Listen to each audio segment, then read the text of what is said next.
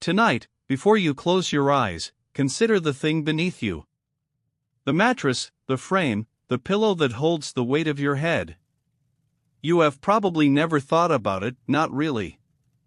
It is simply there, as it has always been there, a given, a constant, the surface to which every day eventually returns.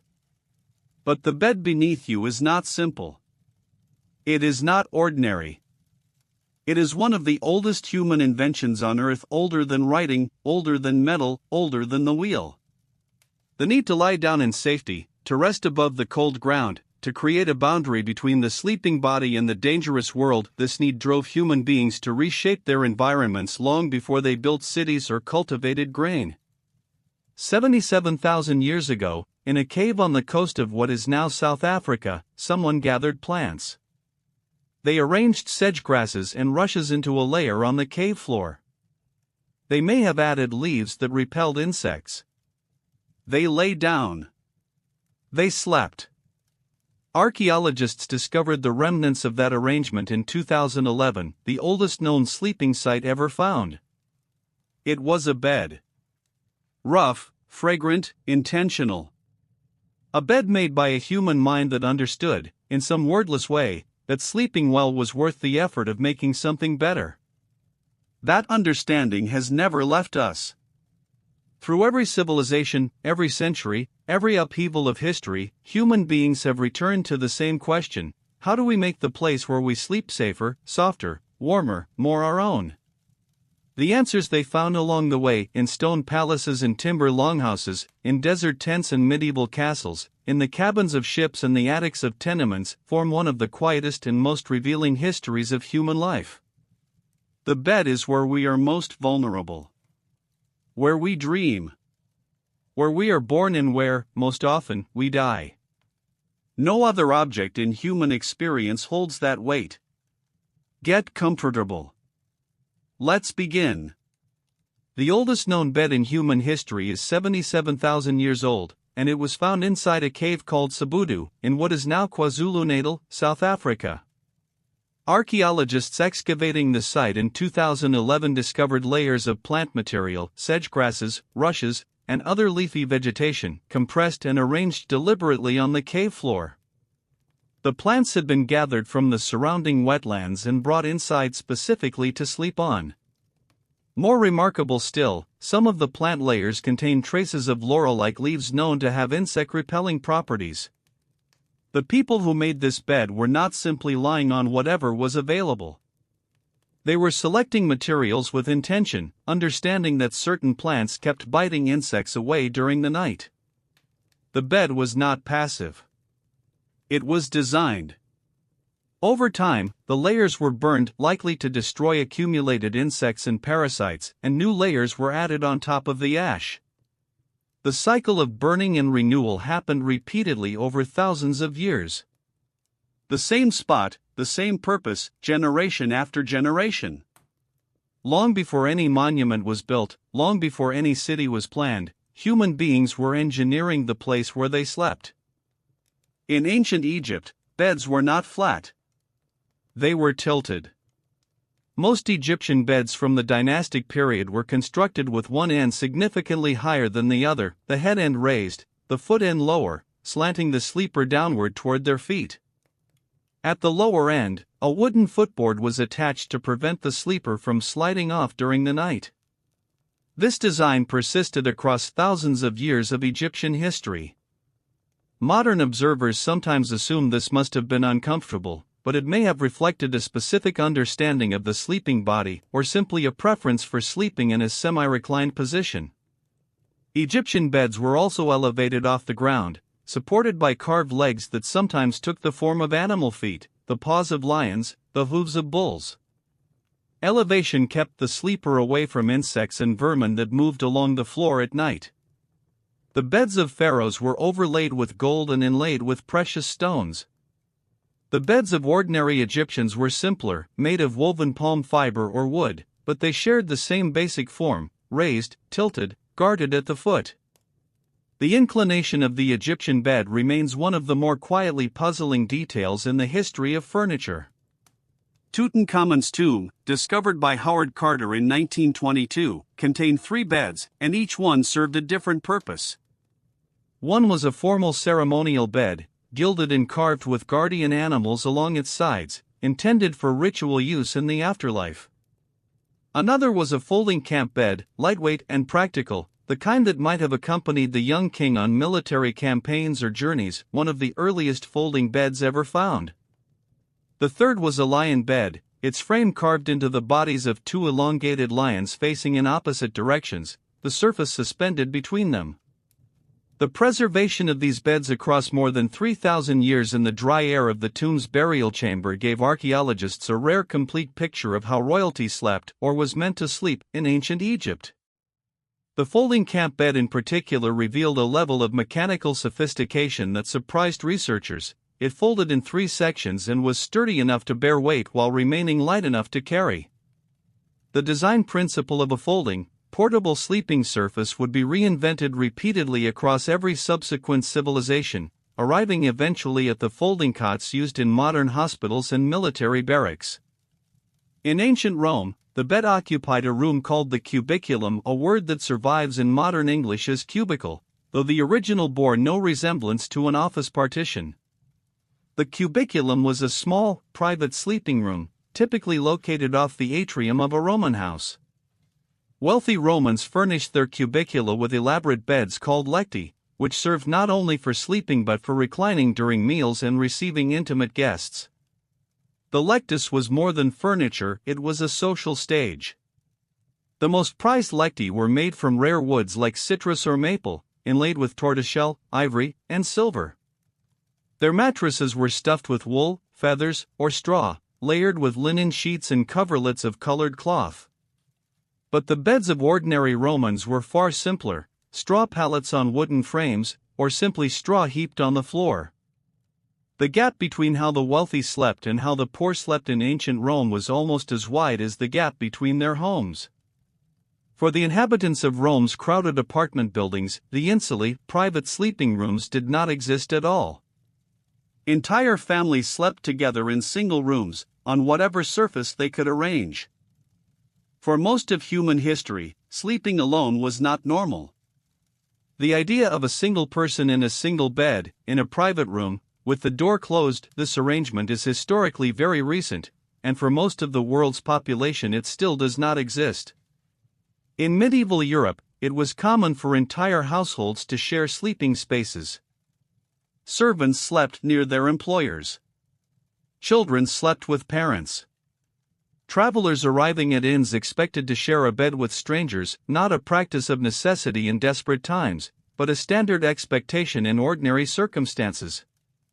The shared bed was not seen as a compromise. It was warmth, company, protection. Bed sharing was so normalized that when a visitor arrived who needed to be housed, they were invited into the bed of a family member as an act of hospitality, not an intrusion. The gradual shift toward individual sleeping, one person, one bed, one room, began slowly in the wealthier households of early modern Europe, accelerated with industrialization, and became the dominant Western model only in the 19th and 20th centuries. That model is now so deeply embedded in Western thinking about privacy and personhood that it is difficult to imagine it as a historical choice. The medieval great bed was not simply large, it was monumental. The Great Bed of Ware, made in England around 1590 and now held in the Victoria and Albert Museum in London, measures nearly 11 feet wide and over 10 feet long. It could accommodate, and reportedly often did accommodate, 8 or more sleepers lying side by side. The bed was made for an inn in Ware, Hertfordshire, and became famous enough that Shakespeare mentioned it in Twelfth Night as a byword for something enormously large. The Great Bed was not an anomaly. It represented a tradition of communal sleeping that ran throughout medieval and early modern life. The frame was elaborately carved with inlaid panels, figures, and decorative motifs, but its grandeur was inseparable from its function as a shared space. Guests who slept in it were sleeping in the same place where dozens of strangers had slept before them. There was no privacy, no sense that the sleeping space belonged to any individual. The bed was a room within a room, and its size was simply the practical expression of how many people needed to fit inside it. In medieval Europe, going to bed was not a simple act. It was a ceremony. For monarchs and high nobles, the process of preparing for sleep, the coucher, was an elaborate ritual involving multiple attendants, each with a specific role. The lord or king would be undressed in a precise sequence. His shoes were removed by one attendant, his outer garments by another. His bed was inspected and prepared by a chamberlain. The sheets were warmed, the curtains drawn, prayers were said. In the French royal court, the ceremony of the coucher became so formalized that it was considered a great honor to be permitted to participate in it. Handing the king his nightgown or turning back his covers was a privilege granted only to high-ranking nobles. The ritual was mirrored in the morning by the lever, the ceremony of rising. Entire careers at court were built around proximity to the royal bed. The bed was not simply where the king slept. It was where the king was most vulnerable, most human, and therefore it was the most carefully governed space in the entire palace. Before box springs and metal coils, mattresses were supported by a network of ropes. The bed frame had a series of holes or pegs around its interior edge, and thick rope was woven back and forth across the opening in a grid pattern, creating a flexible surface on which the mattress rested. Over time, the ropes would stretch and sag, causing the sleeper to sink uncomfortably toward the center of the bed. The solution was to tighten the ropes using a wooden key, a simple tool that wound the rope tighter and restored the surface to firmness. This is the origin of the expression sleep tight, a phrase that once carried a specific, practical meaning. A tight bed was a comfortable bed. A loose, sagging rope bed was cold, uneven, and poor for sleep. The nightly task of tightening the ropes before lying down was as ordinary to people in earlier centuries as smoothing a duvet or fluffing a pillow is today. The rope bed persisted through much of human history, appearing in ancient Egypt, in Rome, in medieval Europe, and in early American households, because it was simple, reparable, and effective, until metal springs in the 19th century replaced it entirely. The curtained bed, the bed hung with heavy drapes on all four sides, creating an enclosed sleeping space, was not merely decorative. It was a survival technology. In the unheated stone buildings of medieval Europe, where interior temperatures during winter nights could drop to levels that made sleep genuinely dangerous, the bed curtains created a microclimate. The body heat of the sleepers was trapped within the enclosed space, warming the interior several degrees above the temperature of the surrounding room. The curtains also blocked drafts, which in old buildings moved freely through gaps in walls, floors, and around windows. For those who could afford it, the curtained bed was the warmest place in any building during winter. The materials used for the curtains, wool, velvet, embroidered silk, were among the most expensive textiles available. A great bed with fine curtains represented an enormous financial investment, often one of the most valuable items in a household. When wealthy people died and left their possessions in wills, the bed and its hangings were frequently among the most carefully described and specifically bequeathed items in the estate. The waterbed was not invented in California in the 1960s. The earliest known design for a water-filled sleeping surface appears in a patent filed in 1853 by a Scottish physician named Neil Arnott, who proposed filling a rubber bag with water and using it as a medical mattress to prevent bedsores in patients confined to long-term bed rest. The concept was sound. Water distributes pressure evenly across the body, eliminating the concentrated pressure points that lead to sores on immobile patients. Arnott's design was not widely adopted in his time, and the idea lay largely dormant for over a century. In 1968, a graduate student at San Francisco State University named Charles Hall designed a vinyl water mattress as part of a design project, and this version became the commercial waterbed that swept through American homes in the 1970s.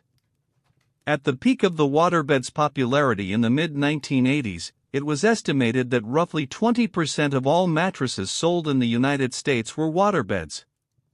Then sales collapsed almost as quickly as they had risen, largely due to the weight. A filled waterbed could weigh over 1,000 pounds, and the practical difficulties of moving, repairing, and heating them. In ancient China, the bed was not only a place of sleep, it was a room.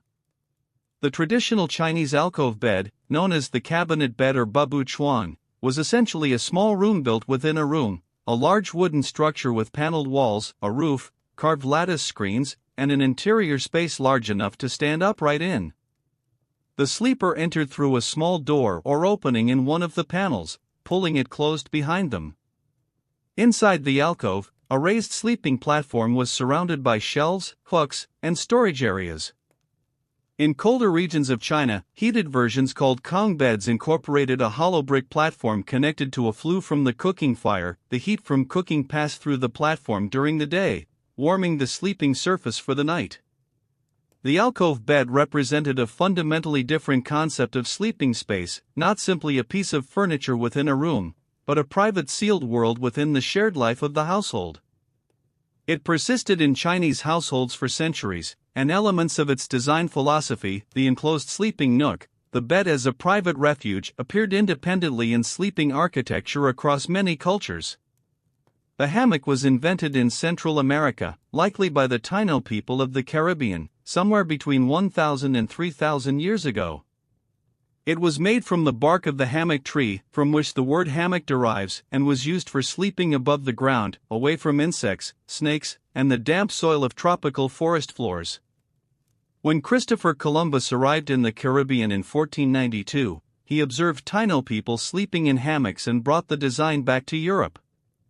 Spanish and Portuguese sailors rapidly adopted the hammock for use aboard ships, where it proved revolutionary. On a moving ship, a hammock swings with the vessel's motion rather than against it, keeping the sleeper relatively stable even in rough seas. It also took up almost no space when not in use. Hundreds of hammocks could be hung from the beams of a ship's lower decks and taken down in the morning, clearing the space for other activities. The hammock became standard equipment on European sailing vessels within decades of Columbus's return. It remained the primary sleeping arrangement for sailors of the major naval powers for centuries, used aboard British Royal Navy vessels until the mid-20th century. The phrase "on the wrong side of the bed," meaning to wake up in an irritable or ill-tempered mood, has its roots in Roman superstition. Romans believed that getting out of bed on the left side brought bad luck for the day ahead. The left side of almost everything carried negative associations in Roman culture. The Latin word for left, sinister, also meant ominous or unfavorable, while the word for right, dexter, carried connotations of skill and good fortune, the origin of the English word dexterous. Getting out of bed correctly meant placing the right foot on the floor first and exiting from the right side. Roman writers and commentators described men of great importance taking this rule seriously every morning, ensuring that their day began from the proper side. The superstition crossed into medieval Europe and persisted well into early modern times. In England, waking up cranky or out of sorts was explained by the assumption that the person had inadvertently gotten up from the wrong side. The original spatial meaning faded from conscious awareness over centuries, leaving only the phrase itself stripped of its superstitious content, but still in everyday use. For centuries across medieval and early modern Europe, people did not sleep in one continuous stretch through the night. They slept in two distinct segments, separated by an hour or two of wakefulness in the middle. The first sleep, as it was called in historical documents, began shortly after dark and lasted until sometime around midnight. The sleeper would then wake naturally, lie quietly or rise, tend to the fire, pray, engage in conversation, or perform small tasks. After an hour or so, the second sleep would begin and last until morning. This two-phase pattern of sleep was so well established that references to it appear throughout medieval literature, legal documents, and medical texts as a matter of unremarkable fact. The historian Roger Kirch documented this pattern extensively in historical records from across Europe and concluded that it was the dominant mode of human nighttime rest before the industrial era. The spread of artificial lighting, first gas lamps and then electric light, gradually pushed bedtimes later, compressed the two sleep phases into one, and eliminated the wakeful interval. The result was the single consolidated sleep that modern people consider natural and standard, but which is, in historical terms, a relatively recent arrangement. The feather bed, a thick mattress stuffed with goose or duck down, was among the most coveted luxury items in medieval and early modern Europe. Unlike straw or wool mattresses, which compressed over time into hard, uneven surfaces, a feather bed retained its softness and loft for years, adapting to the shape of the sleeper's body and providing insulation unmatched by other materials. The process of collecting enough feathers to fill a mattress was laborious. Geese were plucked live several times a year, a practice that continued for centuries, and it required the feathers of dozens or hundreds of birds to fill a single bed. A good feather bed could cost as much as a craftsman earned in several months. They were passed down through generations as serious inheritance items, listed by name in wills, and carried carefully from home to home when families moved.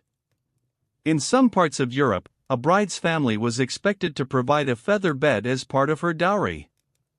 The feather bed was not simply a comfort, it was an asset, as concrete and valuable as land or livestock, and it was treated with the seriousness that significant assets demanded. The box spring, the lower component of a traditional mattress set, a rectangular frame containing coiled metal springs, was patented in the United States in 1865, originally not as a mattress support but as a device to reduce the noise and shock of sitting down heavily on a bed. The inventor, James Liddy, conceived of a spring-filled base that would absorb impact and vibration, making the experience of getting into and out of bed quieter and more pleasant. The practical benefit of providing uniform support to the mattress above quickly became apparent, and the box spring evolved into the standard base for American beds throughout the late 19th and 20th centuries. For most of the 20th century, mattress manufacturers sold mattresses and box springs as matched sets, insisting that each required the other to function properly, a claim that was partly true and partly a commercial strategy to double the sale. The rise of memory foam mattresses, platform bed frames, and adjustable bases in the early 21st century has made the box spring increasingly obsolete, though it persists in millions of homes, often now serving primarily as a height-adjusting base rather than as a functional spring system. The Murphy bed, the fold-up bed that stores vertically inside a wall cabinet, allowing a small room to serve as both bedroom and living space, was invented in San Francisco around 1900 by a man named William Lawrence Murphy. Murphy lived in a one-room apartment and wished to entertain guests in a space that also served as his bedroom. The prevailing social conventions of the time made it inappropriate to receive female guests in a room that contained a visible bed. Murphy's solution was a bed that disappeared into the wall when not in use, transforming the room into a respectable parlor. He patented the mechanism and began manufacturing the beds commercially, finding a ready market in the small apartments of rapidly growing American cities. During the first half of the 20th century, the Murphy bed was a common feature of urban apartments across the United States, particularly in New York and Chicago. Its popularity declined after World War II as suburban housing expanded and small apartment living became less common for middle-class Americans. The Murphy bed was rediscovered in the late 20th and early 21st centuries as urban housing costs rose again and the conversion of small spaces became a necessity for a new generation of city dwellers. The ancient Romans had a specific piece of furniture for sleeping during the day, the sponda, a kind of reclining couch distinct from the full lectus used for nighttime sleep. Daytime rest was considered medically beneficial and socially acceptable in Roman culture. The afternoon rest, or meridiatio, was a standard part of elite Roman life, taken after the midday meal in the heat of the day. The sponda was lighter and less elaborate than the night bed, intended for use in rooms that faced away from the afternoon sun. Roman physicians wrote about the importance of correct sleeping posture, the direction the bed should face, the temperature of the sleeping room, and the risks of sleeping immediately after eating. The medical literature on sleep in the ancient world was surprisingly detailed, addressing insomnia, excessive sleepiness, the effects of different foods on sleep quality, and the significance of dreams as indicators of physical health. The Roman doctor Galen, writing in the 2nd century, devoted considerable attention to sleep as a component of overall health, arguing that the quality of sleep was as important as diet and exercise in maintaining the balance of the body's humors. Among the Norse, the sleeping arrangements inside the longhouse reflected the entire social structure of the community. The longhouse was a single large building, sometimes 40 or 50 meters in length, in which animals were housed at one end and humans at the other, separated by a partial wall. Along the long interior walls of the human section, raised wooden platforms served as both seating during the day and sleeping surfaces at night. The platforms were divided into sections that corresponded to social rank. The high seat, the most honorable position at the center of the longhouse, was where the household head and most honored guest slept. The further from the high seat, the lower the social status of the sleeper. Sleeping in the longhouse was therefore a nightly reiteration of the social order, with every individual's place in the community physically expressed by where they lay their head. Traveling guests were assigned sleeping positions that signaled their relative honor in the eyes of the host. Being placed too far from the center of the longhouse was an insult that could, in extreme cases, be understood as a provocation. The arrangement of sleeping bodies in the Norse longhouse was not simply practical, it was political. The pillow is almost as old as the bed itself, but its earliest forms would be unrecognizable today.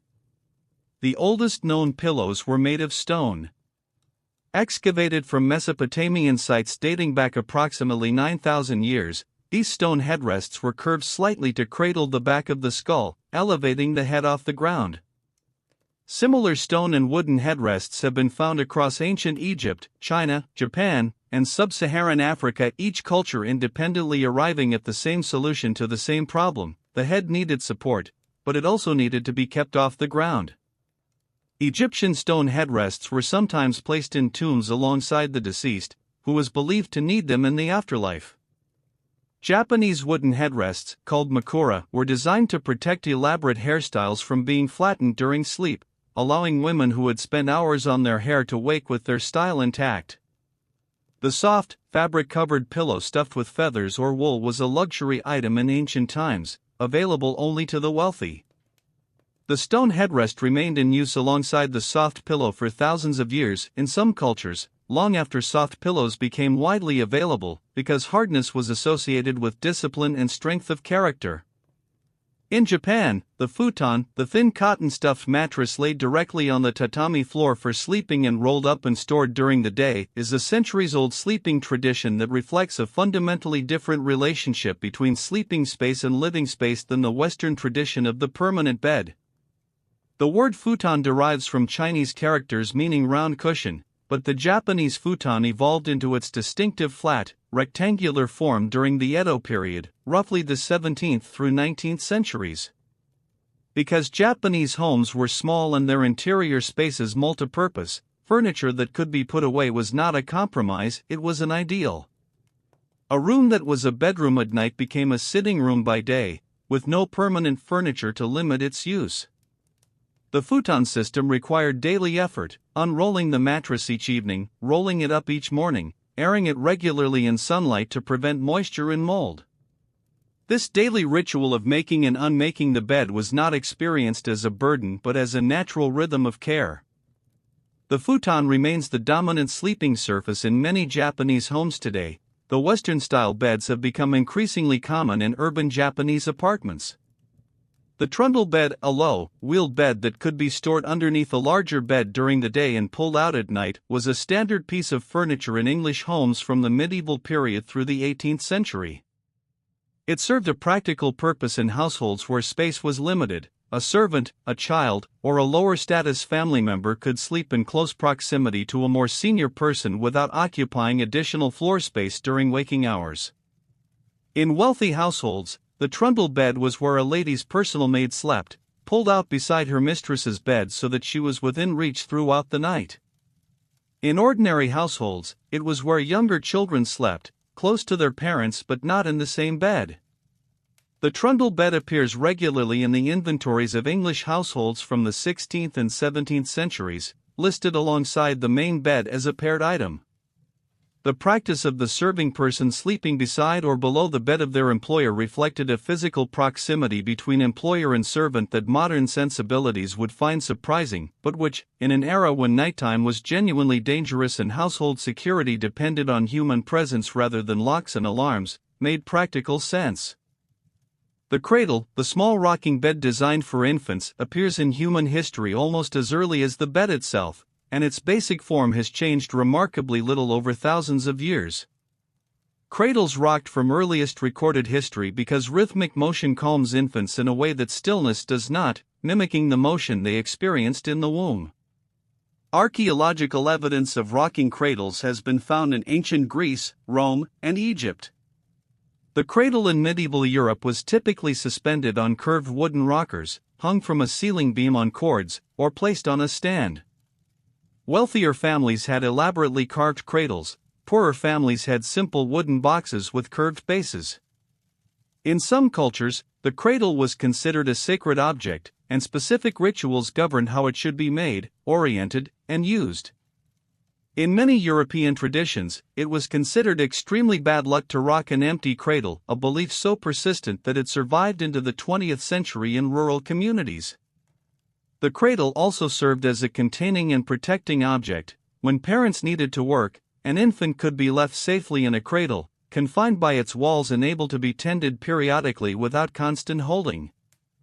The expression making the bed, the daily task of smoothing, straightening, and arranging the sleeping surface, has carried moral weight across many cultures and centuries that goes far beyond its practical function. In medieval European religious thought, the unmade bed was associated with spiritual disorder, laziness, and a failure to exercise proper dominion over the body and its animal impulses. Monastic rules required beds to be made immediately upon rising, before any other activity. The military tradition of tightly made beds, corners folded precisely, sheets pulled smooth, extended this moral dimension into secular life, where the made bed became a symbol of discipline, order, and self-command. The idea that making one's bed each morning was a habit of productive and virtuous people persisted through centuries of Western etiquette and domestic management literature. In the 20th century, it entered parenting discourse as one of the foundational daily habits to instill in children. The neurological reality is that the simple act of completing a small, visible task at the start of the day does produce a measurable psychological effect, a minor but real sense of order and control. The bed, here, is not just a place to sleep. It is the first object of each day's relationship with the self. In the medieval Islamic world, beds as the West understood them, raised wooden frames with mattresses, were not the universal standard. Many people slept on the floor on rolled mats or thick carpet-like surfaces, following a tradition in which the ground-level sleeping arrangement was considered both practical and spiritually humble. However, the bedding itself, the mattresses, cushions, and coverings used in the Islamic world during the medieval period, was among the most sophisticated textile production in the world. The cotton-stuffed mattress, which became the standard in European beds only after the Crusades, was already in wide use in the Islamic world in the early medieval period. Muslim traders and craftsmen produced mattresses stuffed with clean cotton wool, sometimes perfumed with rosewater or other fragrant substances, covered in silk or fine linen. When crusading European knights encountered these mattresses in the Levant in the 11th and 12th centuries, they were struck by their softness and comfort compared to the wool and straw mattresses common at home. The word mattress itself derives from the Arabic matra, meaning a place to throw down, a cushion or mat thrown on the floor for sleeping. The word entered European languages via Old French and Italian during the Crusades. The linen sheet, the woven fabric surface on which the sleeper rested, was washed far more frequently than the mattress beneath it, because it served as the primary barrier between the body and the expensive materials of the bed itself. In the pre-industrial laundry tradition of Europe, washing linen was an enormous undertaking performed only periodically, sometimes monthly, sometimes less frequently, involving the soaking, boiling, beating, rinsing, and drying of vast quantities of fabric by hand. The whiteness of well-laundered linen was a status symbol. Households with the resources to wash frequently and to bleach their linens in sunlight displayed this capability through the brilliant white of their sheets. The great houses of Europe maintained dedicated washhouses, employed specialized laundresses, and kept elaborate inventories of their linen. In less wealthy households, sheets were washed far less often, and the smell of the bed was an accepted feature of daily life. The invention of chemical bleaching agents in the late 18th century and the gradual mechanization of laundry throughout the 19th made white sheets available to a much wider population, but the association between white bed linen and cleanliness, purity, and social respectability had been established centuries earlier. The hospital bed, the narrow, adjustable, wheeled bed that defines the modern medical environment, was not standardized until the late 19th century. Before that, patients in hospitals slept in whatever beds the institution could acquire: ordinary domestic beds, wooden bunks in rows, pallets on the floor. Florence Nightingale's work at Scutari during the Crimean War in the 1850s produced some of the first detailed written arguments for the design of hospital sleeping environments: the width of beds, the spacing between them, the height that allowed medical personnel to work without stooping, the ease of cleaning. Nightingale understood that the design of the sleeping surface was inseparable from the outcome of medical care. A patient who could not be examined, moved, or kept clean was a patient at risk. Her writings influenced hospital architecture and equipment design throughout the second half of the 19th century and into the 20th. The modern hospital bed, adjustable in height and angle, mounted on wheels, fitted with side rails and mechanisms for raising the head and feet independently, is a direct descendant of the design philosophy that began with Nightingale's careful observations about what a sick person needed from the surface where they spent most of their time. The bunk bed, two or more beds stacked vertically to save floor space, has a military and maritime origin, but its domestic adoption followed a specific pattern in Western history. On ships, sailors slept in bunks long before the word was in common use. The word itself derives from a Scandinavian root meaning a bench or shelf, which describes the earliest form, a wooden shelf built into the wall of a ship's cabin, just wide enough to lie on. In military barracks, bunks allowed commanders to house more soldiers in the same physical space. The domestic bunk bed entered American households primarily in the 20th century. First in working-class homes and small apartments where multiple children shared limited space. By the mid-20th century, it had become a childhood fixture in suburban homes as well, not from necessity, but because it transformed the bedroom into a more interesting space. The upper bunk, elevated and separated from the room below, became a coveted position among siblings, a private elevated territory that young occupants treated with proprietary intensity. The bunk bed was one of the first pieces of furniture specifically associated with childhood rather than with sleep across all ages. The bedside table, the small stand positioned within arm's reach of the sleeper, is historically inseparable from the objects that people kept close during the night. In the pre-industrial world, the objects placed beside the bed were governed by necessity: a candle or oil lamp for light, a chamber pot for nighttime use without the dangerous journey to an outdoor privy, a cup of water, perhaps a devotional object or a book of prayers. In wealthier households, the bedside table might also hold a small bell for summoning servants, a watch or clock, smelling salts or medicinal preparations. The contents of the bedside table were a compressed inventory of the nighttime fears and practical requirements of the era. The modern bedside table, holding a charging phone, a book, reading glasses, perhaps a glass of water, a small light, carries the same logic forward, adapting the same principle to contemporary necessities. The objects within reach during the transition into and out of sleep reveal, across every period of history, what people considered most important in their most vulnerable hours. In ancient Persia, the royal court maintained elaborate protocols for the care of the king's bed that involved dozens of servants with specialized roles. The person responsible for making the king's bed was a court official of high rank, not a servant of low status.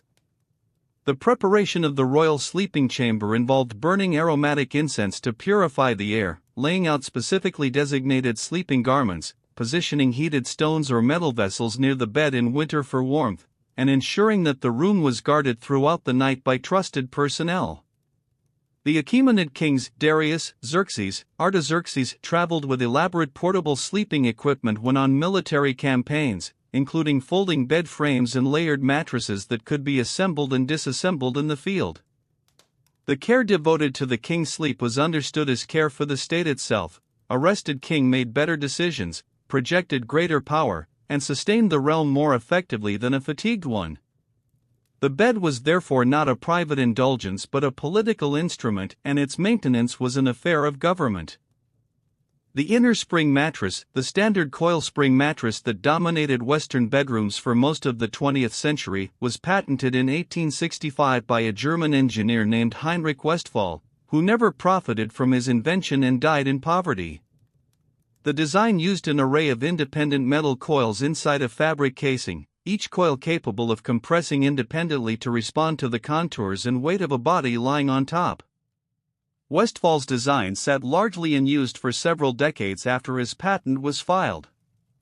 It was not until the late 19th century, when the Labelle Company in Germany began manufacturing inner spring mattresses commercially, and the 20th century, when American manufacturers adopted and refined the technology, that the coil spring mattress became widely available. By the mid-20th century, it had become so universal in American homes that mattress and spring mattress were effectively synonymous terms. The irony of Westphal's story is complete. The object under which hundreds of millions of people slept comfortably through most of the 20th century was invented by a man who never slept comfortably because of it.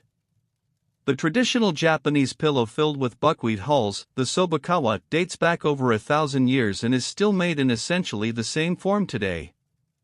Buckwheat hulls, the outer casings of buckwheat seeds, are a natural byproduct of processing buckwheat for food. When packed into a pillow, they create a surface that molds slightly to the shape of the head and neck, supports the cervical spine, and allows air to circulate through the pillow rather than trapping heat. The buckwheat pillow is firm by Western standards, far firmer than a down or synthetic fiber pillow, and it produces a soft rustling sound when moved. In Japan, this sound became associated with sleep itself, and the sobakawa pillow appears in traditional poetry and literature as a sensory detail of the sleeping experience. The pillow was considered so beneficial to health that it was routinely prescribed by traditional Japanese physicians for patients with neck pain or difficulty sleeping. The modern interest in the West in buckwheat pillows, now widely available and marketed on the basis of ergonomic and thermal properties, reflects a rediscovery of a technology that Japanese craftspeople never stopped making. In colonial America, the bed was typically the single most expensive item in a household. A survey of colonial estate inventories shows that in the 17th and 18th centuries, a complete bed frame, rope support, mattress, feather bed, bolster, pillows, sheets, blankets, and curtains could represent 20 to 30% of the total value of a middle-class household's possessions. Families who could not afford a full bed slept on straw pallets on the floor or shared beds with neighbors and boarders. The bed was insured, inventoried, and bequeathed with great specificity in wills. It was not uncommon for colonial wills to leave the bed to one child and the bedding to another, the frame and the textile components treated as separate and independently valuable assets. When travelers arrived in colonial inns and taverns, they were frequently expected to share a bed with strangers of the same sex, as beds were too valuable to assign one to each guest. The colonial American relationship with the bed was therefore simultaneously deeply personal, the most intimate object in the home, and essentially communal, governed by scarcity rather than by preference. The four-poster bed, the tall-framed bed with a post at each corner supporting a canopy above, reached the peak of its elaboration in Renaissance Europe, when the canopy, or tester, became a canvas for some of the most lavish decorative textiles of the period. The posts themselves were carved in increasingly complex forms, twisted barley sugar spirals, columnar shafts with foliate capitals, figures of mythological creatures incorporated into the structure. The canopy above was stretched with embroidered silk or velvet, often depicting heraldic imagery, biblical scenes, or classical allegories.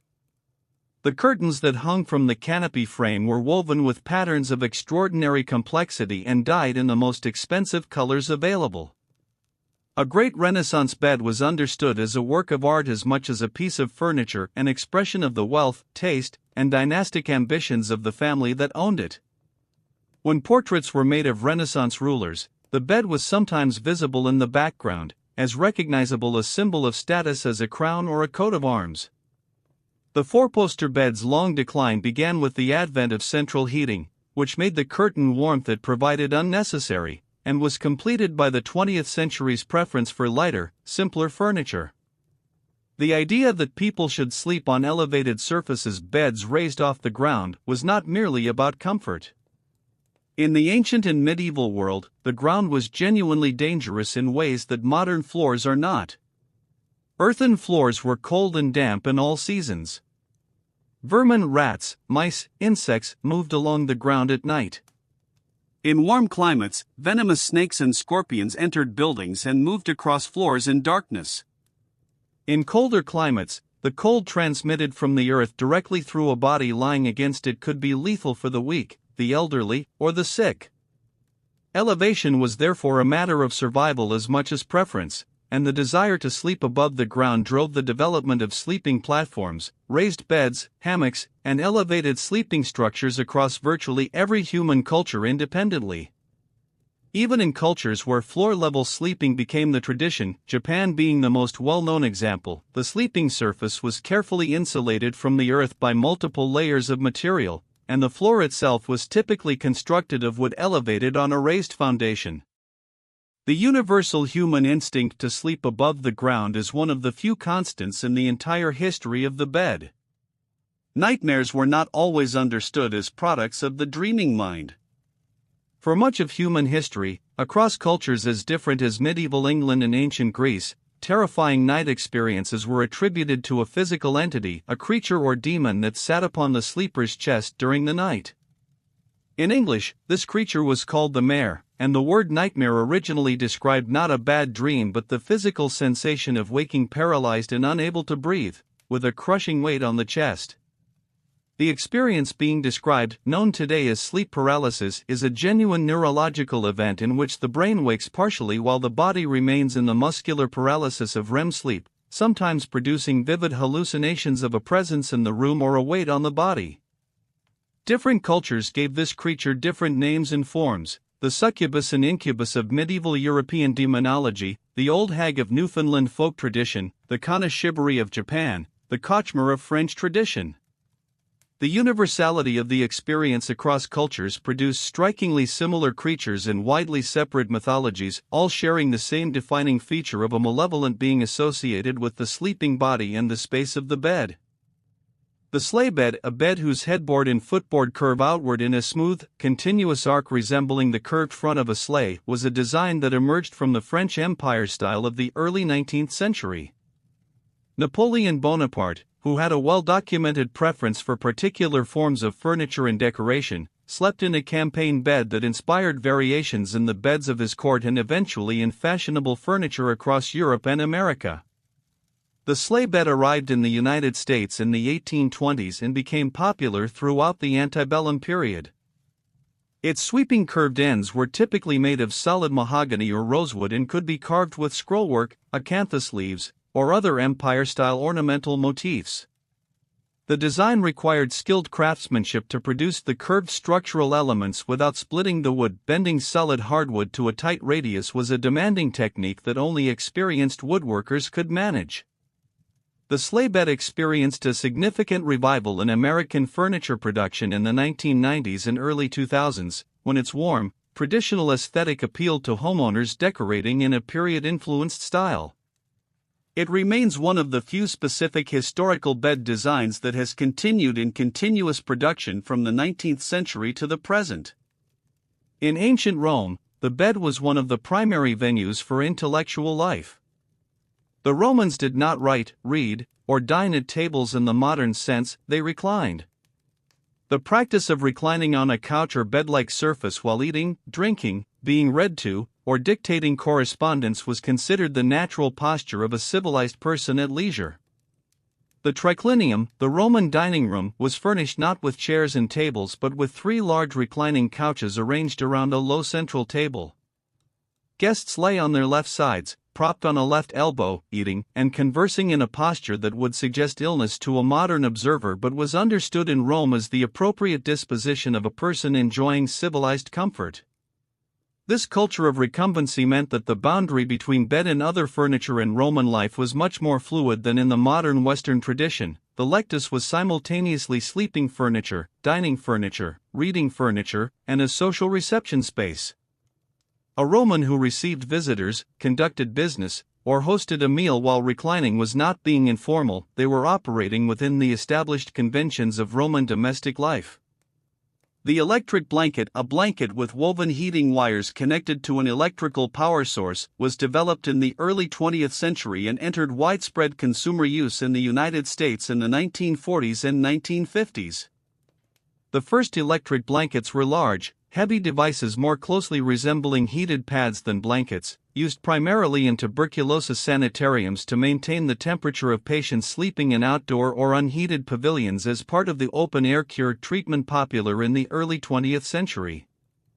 As domestic electrical infrastructure expanded and home appliances proliferated, smaller and lighter electric blankets became available for household use. By the mid-1950s, they had become one of the more popular domestic electrical products sold in the United States, offering a way to heat the sleeping surface without heating the entire room, a significant economy of energy in drafty, poorly insulated houses. The persistent concern about the safety of electrical heating elements in close contact with sleeping bodies, the risk of fire from a faulty element, or the theoretical hazard of prolonged low-frequency electromagnetic exposure has surrounded the electric blanket throughout its history and continues to generate periodic consumer concern. The concept of a master bedroom, a large, designated primary sleeping room in a house, separate from smaller secondary bedrooms, did not exist in most houses before the late 19th century. Before that, in the great majority of homes, sleeping spaces were not hierarchically differentiated by size or amenity. Wealthy households had bedchambers of varying quality, but these were assigned based on the rank of the guest or family member who needed to sleep, not based on a fixed architectural conception of a primary room. The designation of one room as the master bedroom, typically the largest, with the best light and most storage space, reserved permanently for the homeowners, became an architectural standard in American domestic housing in the late 19th and early 20th centuries, as middle-class homes were increasingly designed with the privacy and comfort of the occupying couple as the primary organizational principle. The term master suite, a bedroom accompanied by a private bathroom, dressing room, and sitting area, became a staple of American real estate marketing in the latter half of the 20th century, representing the aspiration to a private domestic world within the larger home. The practice of putting children to bed before adults, of maintaining a specific children's bedtime earlier than the household's general sleeping hour, is a historically recent phenomenon in Western culture. In most pre-industrial families, children went to sleep when the household went to sleep, in the same space and at the same time as adults. The concept of a specifically designated children's bedtime, enforced by parents as a matter of child health and development, began to emerge in the 18th and 19th centuries in tandem with new ideas about childhood as a distinct developmental stage requiring special management. Medical and educational writers of the 18th century began arguing that children required more sleep than adults and that their sleeping arrangements should reflect this. By the Victorian era in England and the United States, the idea of a children's bedtime, with its associated rituals of washing, changing into nightclothes, prayers, and storytelling, had become a defining practice of middle-class family life.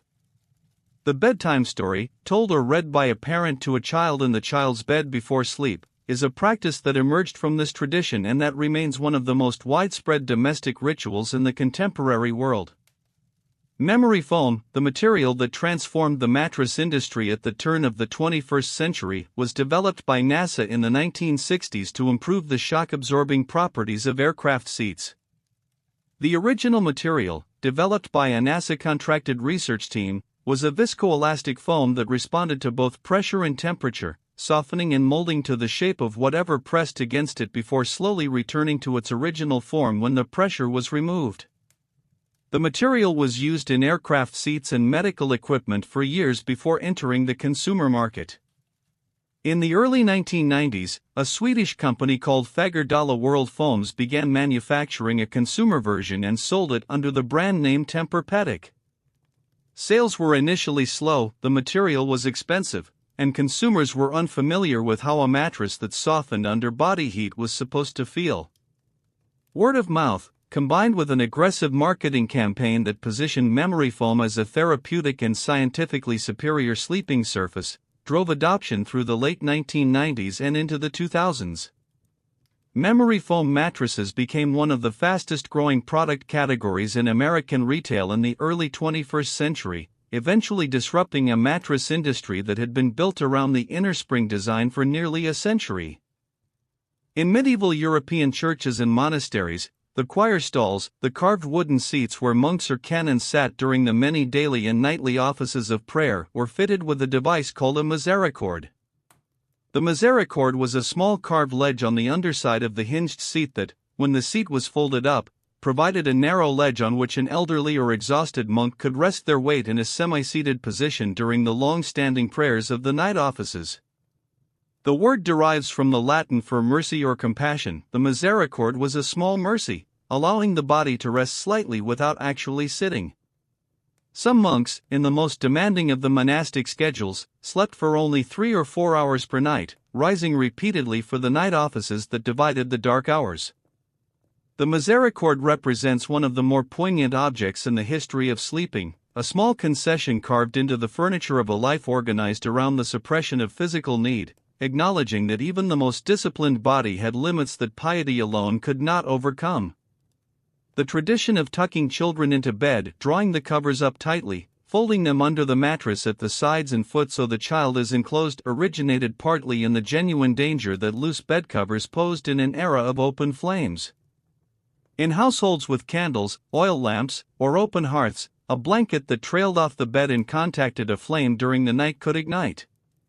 Tucking the bed covers tightly reduced this risk. It also kept sleeping children warmer in unheated rooms by reducing the gaps through which warm air could escape from the enclosed sleeping space. The tucking ritual acquired additional meanings over time. The tight, secure enclosure of the bed covers was associated with protection, safety, and care. The physical act of tucking became a gesture of parental presence and reassurance, and the ritual of the tuck, checking on the child, adjusting the covers, perhaps touching the forehead or offering a final word of comfort, became embedded in the nightly routines of parenting in a way that long outlasted the original practical necessity. The word tuck in this context appears in English from the 16th century onward, and the full phrase tucked in for a child safely in bed is established by the 18th century. The adjustable bed, a bed whose head and foot sections can be raised and lowered independently using an electric motor, was developed in the mid-20th century as a medical device for hospital and home care patients who needed to be positioned at specific angles for respiratory or circulatory reasons. The first electric adjustable beds for home use were marketed primarily to elderly individuals and those with chronic health conditions. For decades, the adjustable bed occupied a specific and narrow niche in the American consumer market, useful, but carrying strong associations with illness, old age, and medical need. The transformation of the adjustable bed from medical equipment into a mainstream luxury product occurred gradually in the late 20th and early 21st centuries, accelerated by marketing campaigns from companies like Sleep Number that reframed adjustability as a performance feature for healthy sleepers rather than an accommodation for the unwell. The pairing of adjustable bases with remote controls, massage functions, and connectivity to smartphones completed the transformation. The adjustable bed became, in the marketing language of the early 21st century, not a concession to physical limitation but an expression of sophisticated self-care. In traditional Inuit cultures of the Arctic, sleeping arrangements were governed by the extreme conditions of the environment. The sleeping platform inside an igloo, a raised area of packed snow covered with animal skins, was positioned specifically to take advantage of the warmth that rose to the top of the dome-shaped structure. Cold air settled low, warm air, generated by a small oil lamp and by body heat, collected near the ceiling. The raised sleeping platform placed sleepers in the warmest zone of the interior, a few crucial degrees above the temperature of the floor. The sleeping area was further insulated by layers of caribou and polar bear skins, arranged so that the pile of the fur faced inward toward the sleeping bodies, trapping air between the hairs and creating insulation of extraordinary effectiveness. Inuit sleeping arrangements also required specific protocols for where individuals lay in relation to each other, the direction of their bodies, and the management of the shared sleeping space. These protocols were not merely social customs, they were thermal engineering, ensuring that the collective body heat of the household was distributed as efficiently as possible through the sleeping group. The igloo sleeping platform represents perhaps the most precisely optimized sleeping environment ever designed for extreme cold. The phrase bed and board, used historically to describe the basic provisions of food and shelter provided to servants, apprentices, or other dependents, reveals how central the bed was to the concept of household membership in the pre-industrial world. To provide someone with bed and board was to incorporate them fully into the household. They slept within its walls and ate at its table. This arrangement defined the master-servant relationship in English law and custom from the medieval period well into the 19th century. Servants who received bed and board lived in the household, slept in rooms provided by their employer, and were considered members of the household in a legal and practical sense that went beyond their labor. The shift away from live-in service servants who received wages but lived in their own homes was a significant social change of the 19th and early 20th centuries, and it fundamentally altered the domestic architecture of middle-class homes, which had previously included servants' sleeping quarters as an integral feature. The bed was therefore not just a piece of furniture but a unit of social organization, and the provision of a sleeping place was an act that carried legal and social implications reaching far beyond the simple fact of shelter. The folding camp bed carried by officers and soldiers through the campaigns of the Napoleonic era was a surprisingly sophisticated object. Constructed from lightweight wood or metal rods with a taut canvas sleeping surface, it could be assembled in minutes, folded into a compact bundle for transport by horse or wagon, and reassembled each evening in whatever building or tent the officer occupied. Wellington's campaign bed, preserved and on display in the United Kingdom, is a particularly well-documented example, a simple, spare object that nonetheless represented a considerable logistical investment compared to the blanket on the ground that ordinary soldiers slept on. The difference in sleeping arrangements between officers and enlisted men in pre-modern armies was extreme and was understood as one of the fundamental distinctions of rank. An officer who slept on a proper bed, even a camp bed, was an officer who slept better, preserved his health more effectively, and arrived at each morning's decisions less fatigued than the men under his command. The bed was therefore not merely a comfort but, in the strategic thinking of the era, a factor in the effective exercise of command. In ancient China, the direction a bed faced was a matter governed by elaborate cosmological principles derived from feng shui. The positioning of the bed relative to the compass points, the door, the windows, the walls, and the other furniture in the room was believed to affect the health, fortune, and quality of rest of the person sleeping in it. The feet should never point toward the door. This orientation was associated with death, because corpses were carried feet first from the room. The bed should not be placed directly beneath a structural beam. Sleeping under a beam was believed to press harmful energy downward onto the sleeper. The head should ideally face a direction that aligned with the sleeping person's birth year and the numerological profile of the house. The walls of the sleeping room should not be too close on either side, allowing energy to circulate freely around the bed. These principles were not considered superstitions by those who followed them but as practical applications of a well-developed cosmological system. They influenced the design of Chinese domestic interiors across centuries and continue to influence room arrangement in Chinese households around the world today. The word lullaby, the song sung to a child to induce sleep, has a disputed etymology, but one of the most compelling proposed origins connects it to the medieval practice of addressing protective prayers or charms toward Lilith, the demon of Jewish medieval folklore believed to threaten sleeping infants. Lilith, aka Lilith, be gone, was supposedly sung as a protective incantation over a sleeping child's cradle. Whether or not this etymology is correct, it illuminates the genuine anxiety that surrounded infant sleep in pre-modern times, a time when infant mortality was high, when the causes of sudden infant death were entirely unknown, and when the sleeping infant, lying still and silent through the night, inspired both tenderness and fear in equal measure. The lullaby as a musical form appears across virtually every human culture independently, with melodies of remarkable similarity: slow, repetitive, descending in pitch, rhythmically gentle. The universality of the lullaby across cultures that had no contact with each other suggests that the form emerged from a basic human understanding of how sound affects the nervous system of a sleeping or near-sleeping child, and understanding arrived at independently, over and over, by parents throughout history. The Pullman sleeping car, the train car designed specifically for overnight travel, with fold-down berths and curtained sleeping compartments, was invented by George Pullman and introduced to American rail travel in 1865. Before the Pullman car, long-distance train travelers either sat upright through the night or, on some lines, lay on hard wooden shelves with no bedding. Pullman's innovation was to create a system of fold-down padded berths upper and lower that transformed the daytime seating area of a train car into a sleeping space after dark. The berths were narrow but equipped with proper mattresses, pillows, and linen sheets. Curtains drawn across the front of each berth provided a minimal but genuine privacy. A porter, in the early decades of American Pullman service, almost invariably an African American man, attended to the car throughout the night, responding to passengers' needs.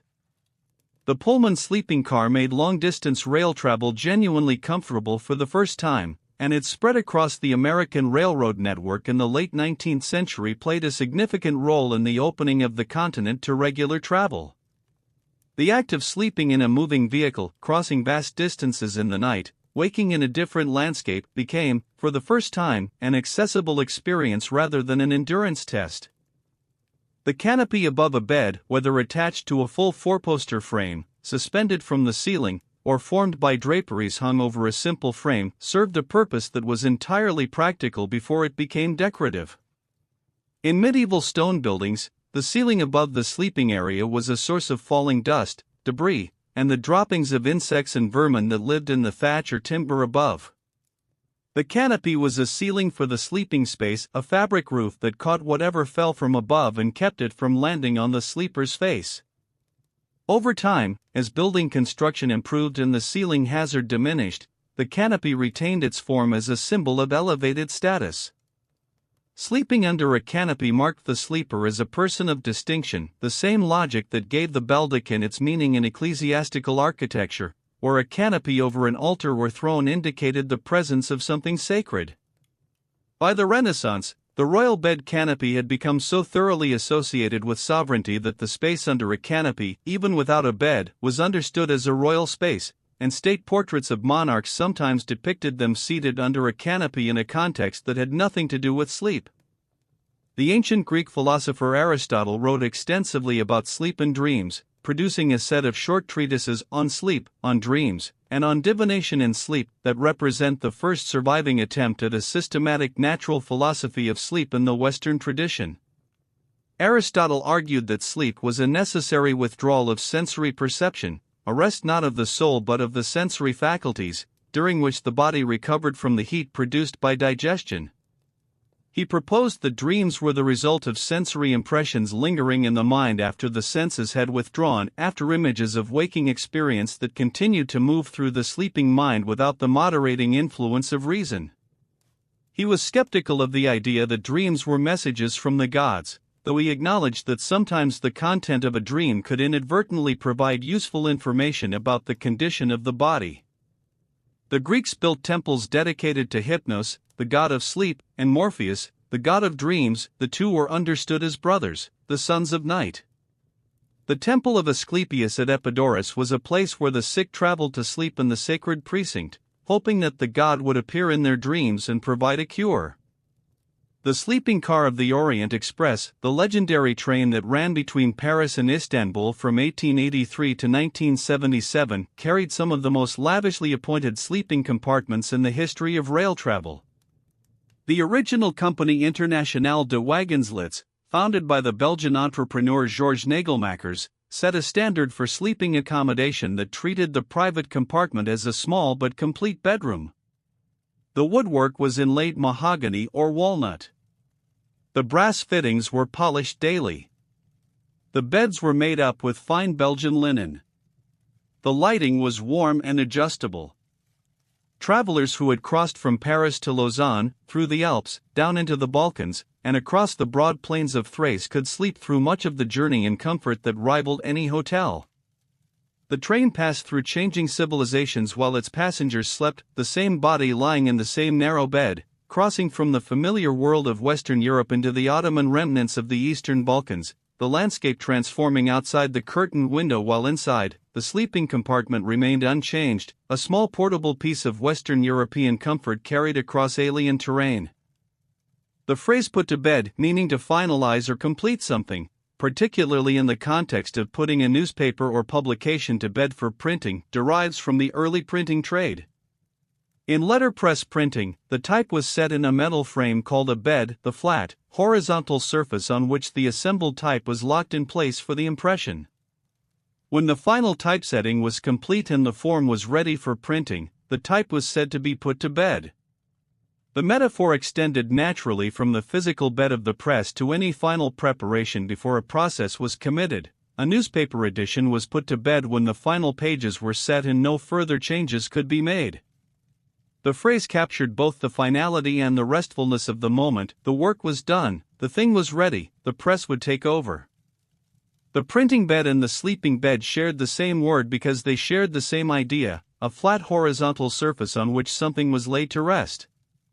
The etymology of the word bed itself, from Old English bed, related to a Proto-Germanic root meaning to dig, suggesting an original meaning of a dugout place in the earth for sleeping, connects the simplest sleeping arrangement imaginable to the most sophisticated technology of early modern communication.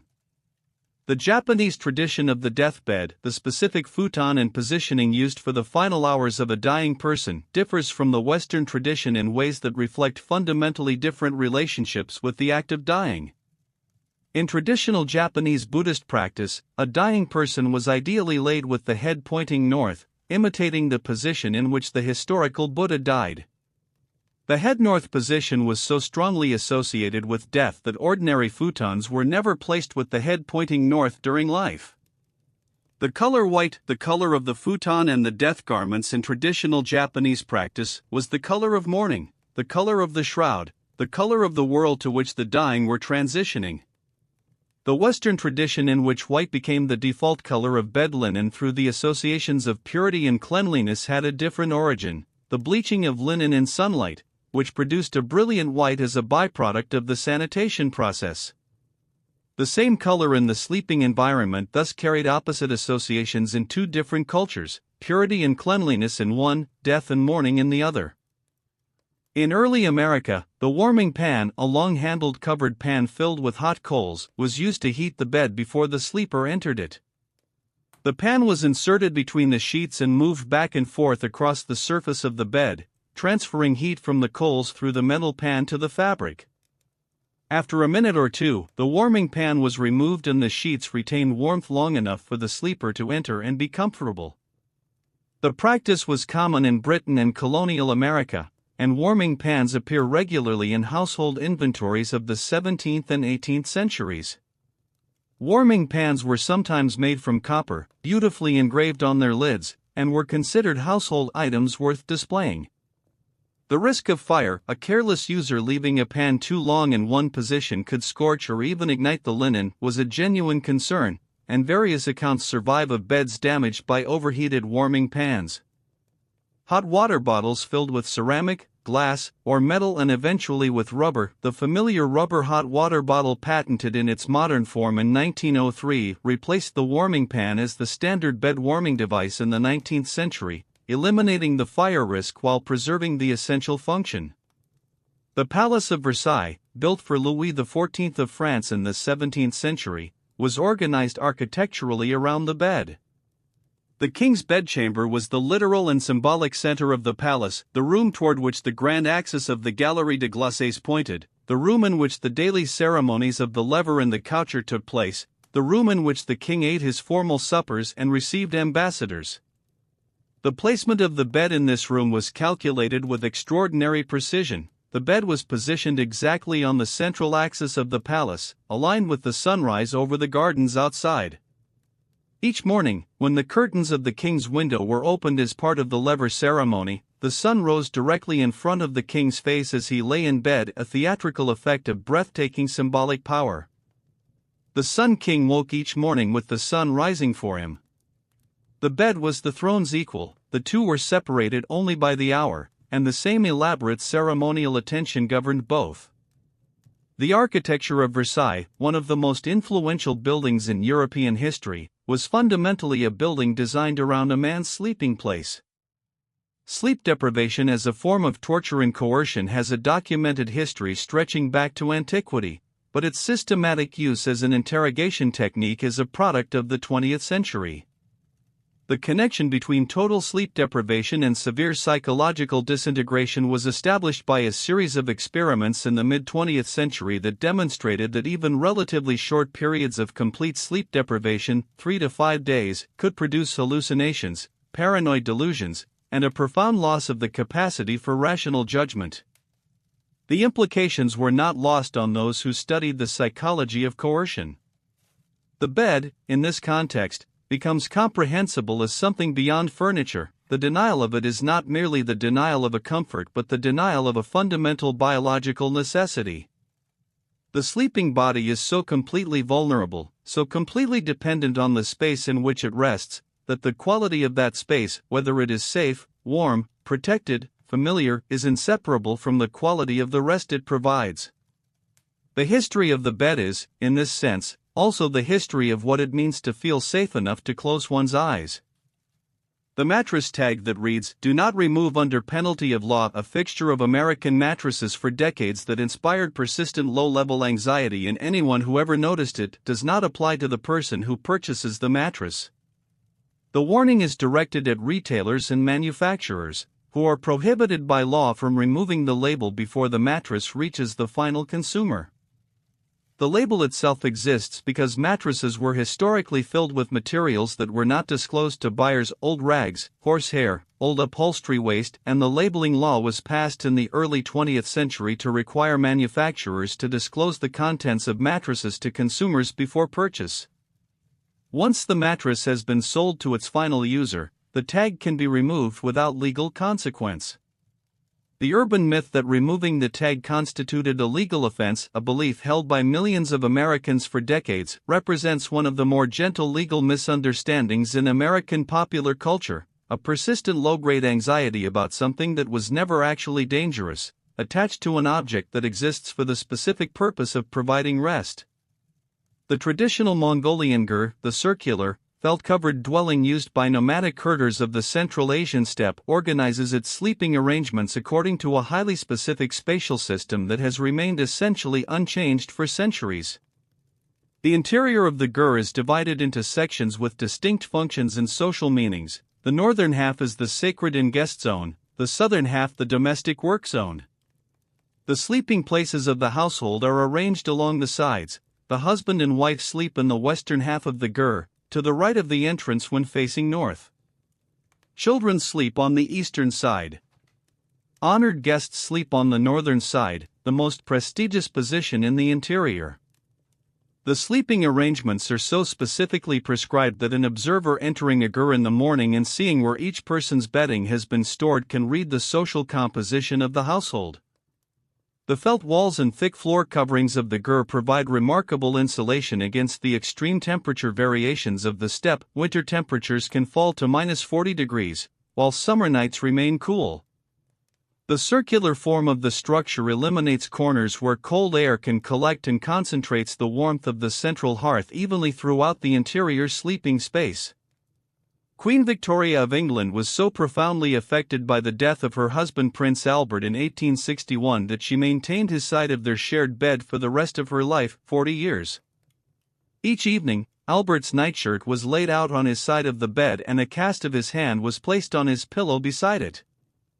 Hot water was still brought to his wash basin each morning. The elaborate mourning that Victoria maintained around every aspect of her life after Albert's death has been well documented, but the bed was its most intimate theater. The shared marital bed, the space of maximum private life, the space where Victoria had spent her nights for 21 years of marriage, became, after Albert's death, a space organized around his perpetual absence.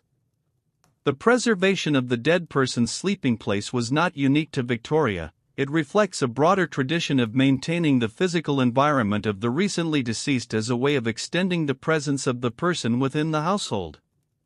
But Victoria's maintenance of this practice for 4 decades transformed it from a morning ritual into a permanent condition, a lifelong habitation of the space between presence and absence.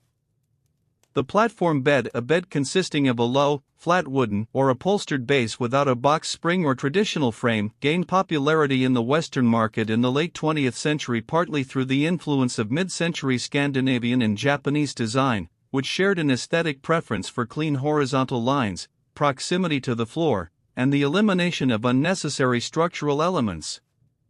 The platform bed's design philosophy was that the mattress itself could be the primary visual and functional element of the sleeping arrangement, supported by a minimal base that emphasized the horizontal plane.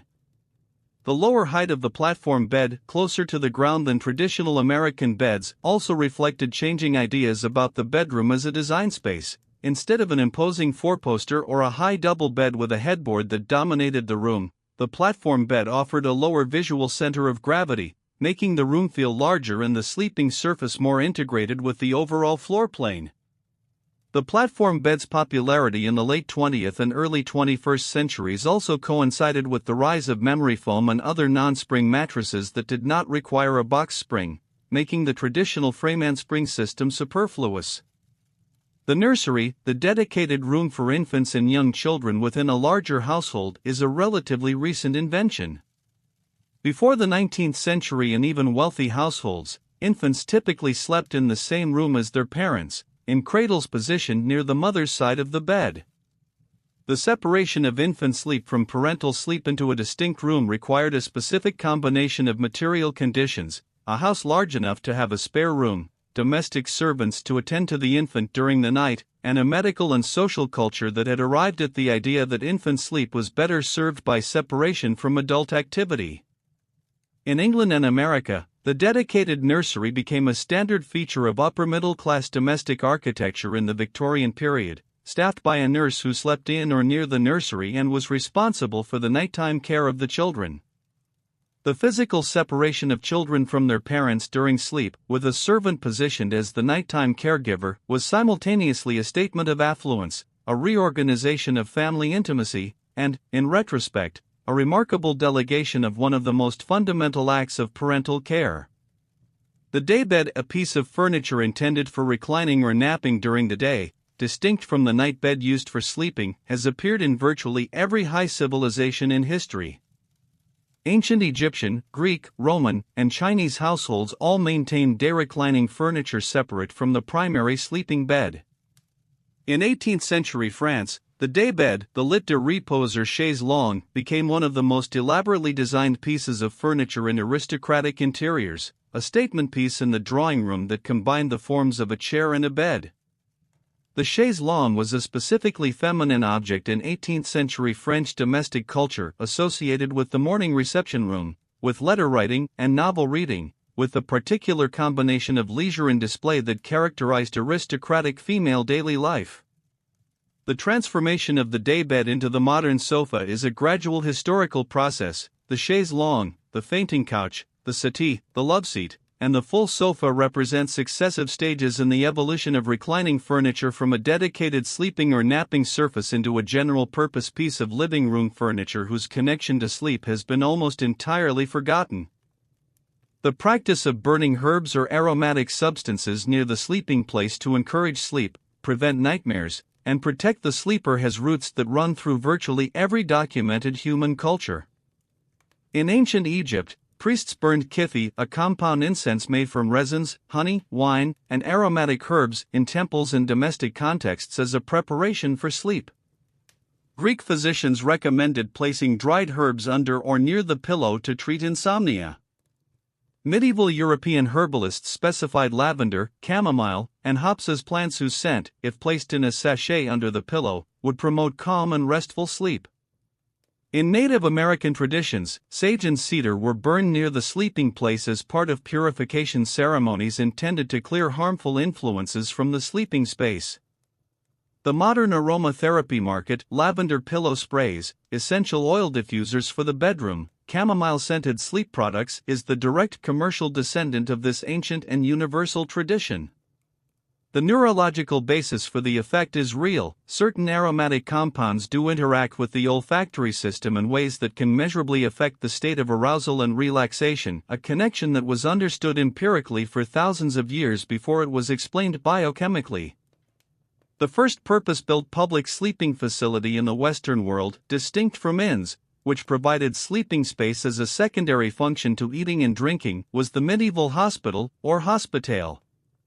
The word derives from the Latin hosps, meaning both host and guest, and the medieval hospital was fundamentally a place of hospitality extended to travelers, pilgrims, and the poor, a place where one could sleep safely under a roof without paying.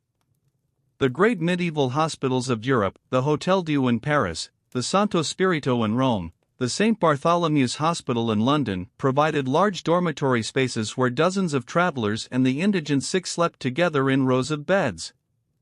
The medical function of the hospital developed gradually and was inseparable from the hospitality function. Those who were too ill to travel needed to sleep somewhere, and the hospitale provided both the roof and the bed.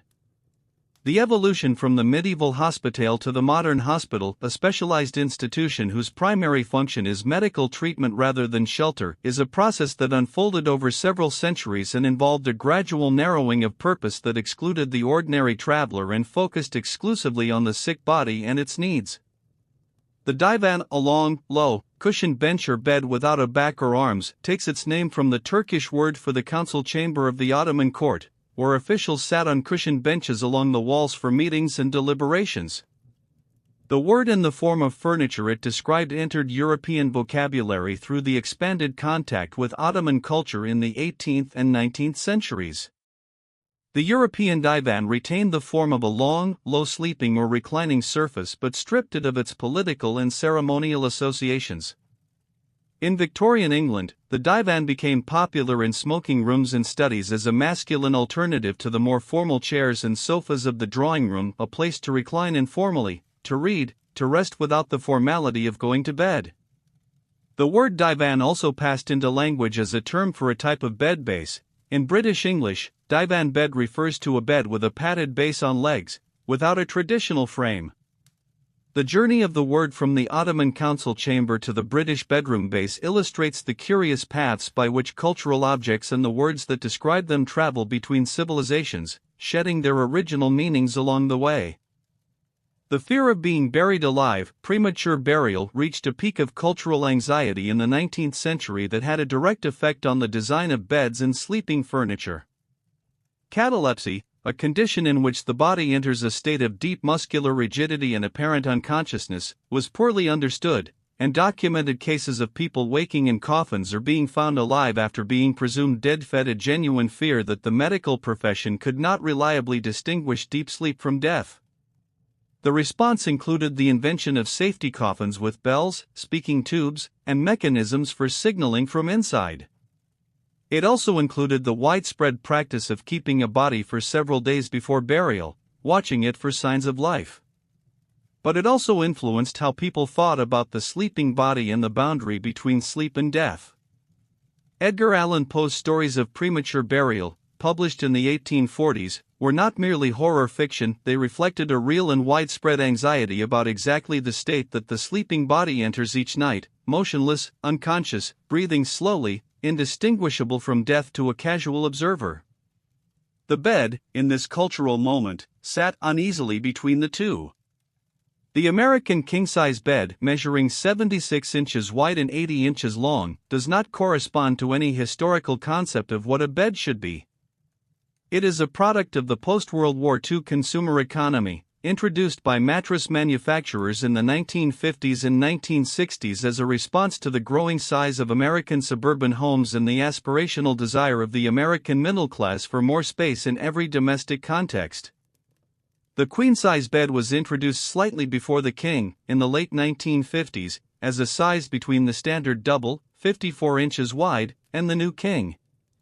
The proliferation of bed sizes in the American market, twin, full, queen, king, California king, created a category logic that bore no relationship to any historical standard and that complicated the manufacturing and retail of bedding for decades. The California king, at 72 inches wide and 84 inches long, was developed separately on the West Coast as a longer but narrower alternative to the standard king, allegedly in response to the preference of taller individuals in California, a story whose accuracy is difficult to verify but whose persistence illustrates the tendency of commercial products to acquire origin myths. In ancient India, the sleeping arrangements described in the Arthashastra, a treatise on statecraft attributed to the scholar Kautilya, composed roughly in the 4th century BCE, were governed by elaborate protocols for royal security. The king was never to sleep in the same room 2 nights in a row. His sleeping chamber was to be changed regularly and unpredictably to prevent assassins from forming a reliable plan of attack. Tasters and guards were to be stationed at intervals along the path between the king's public rooms and his sleeping chamber. The king's sleep was to be guarded by women trained in combat, stationed inside the sleeping room itself. The walls of the sleeping chamber were to be examined for hidden passages. The Arthashastra's prescriptions for royal sleeping security reflect a world in which the sleeping king was understood as the most vulnerable point in the entire structure of state power, and in which that vulnerability was managed not by strengthening the king's safety but by making his sleeping location unpredictable. The bed, here, is a target. Security lay not in fortifying the target but in ensuring that no one knew where it was. The sleep of astronauts in space represents one of the most extreme adaptations of the sleeping arrangement in human history. In the weightless environment of the International Space Station, there is no up or down, and therefore no lying down, no surface to rest against, no need for a mattress, frame, or pillow. Astronauts sleep inside small individual sleeping compartments approximately the size of a phone booth attached to their sleeping bags by Velcro to prevent them from floating into equipment or walls. The sleeping bags are designed to restrain the arms, which would otherwise float in a position that could interfere with instruments or other crew members. In true weightlessness, the spine decompresses slightly as the discs expand without the compressive force of gravity, and astronauts often report mild back discomfort in the early days of a mission. The fluid redistribution that occurs in the body in microgravity, fluids shift toward the head as the lower body fluid pressure of gravity disappears, can cause congestion and a feeling of fullness in the face that interferes with sleep. The entire history of the bed as an engineering solution to the problem of where and how to rest the body comes to its strangest conclusion in the sleeping bag of an orbiting space station, drifting in total silence, 70,000 feet above the surface of the Earth. The tradition of the marriage bed, the specific bed in which a newly married couple spent their first night together, carried enormous social and legal weight in pre-modern Europe. In many traditions, the consummation of the marriage in the marriage bed was a legal requirement for the marriage to be considered valid. An unconsummated marriage could be annulled, and the testimony of witnesses who had been present at the beginning of the wedding night could be called upon as evidence in disputes. In England and across much of Europe, the bedding of the bride and groom, the ceremony in which wedding guests accompanied the couple to the marriage bed, saw them installed in it, sometimes formally drew the curtains, and drank toasts around the closed bed, was a standard feature of the wedding ritual well into the early modern period. The witnesses ensured that the couple had indeed occupied the bed together, providing the social validation that transformed a contractual arrangement into a physical and legal reality.